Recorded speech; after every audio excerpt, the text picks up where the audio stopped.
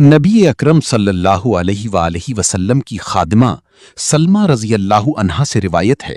उन्होंने कहा, जिस शख्स ने भी रसूलुल्लाह सल्लल्लाहु अलैहि वसल्लम से दर्द सर की शिकायत की तो आप सल्लल्लाहु अलैहि वसल्लम ने यही फरमाया कि पिछने लगाओ, और जिसने अपने पांव में तकलीफ का जिक्र किया तो आप सल्लल्लाहु अलैहि वसल्लम ने उसे फरमाया मेहंदी लगाओ।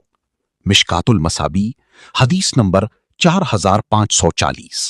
हजरत अबू सईद खुदरी रजी अल्लाह अन्हो बयान करते हैं, रसूलुल्लाह सल्लल्लाहु अलैहि वसल्लम अज़कार के जरिए जिनों और इंसान की नजर से पनाह तलब किया करते थे, हत्ता कि सूरतुल फलक और सूरतुल नास नाजिल हुई। जब वो नाजिल हुई तो आपने उन्हें ले लिया और जो इन दोनों के अलावा था उसे तर्क कर दिया। मिशकातुल मसाबी हदीस नंबर 4545।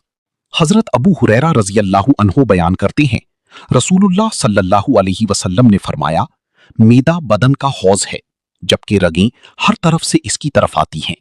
जब मैदा दुरुस्त होगा तो रगें तंदुरुस्ती लेकर वापस आती हैं, और जब मैदा बीमार होता है तो रगें बीमारी लेकर वापस आती हैं। मिशकातुल मसाबी हदीस नंबर 4566। हजरत अबू हुरैरा रजी अल्लाह अन्हो बयान करते हैं, रसूलुल्लाह सल्लल्लाहु अलैहि वसल्लम ने फरमाया, जो शख्स हर माह 3 रोज शहद चाटता है तो उसे कोई बड़ी बीमारी लाहिक नहीं होती। मिशकातुल मसाबी हदीस नंबर 4570।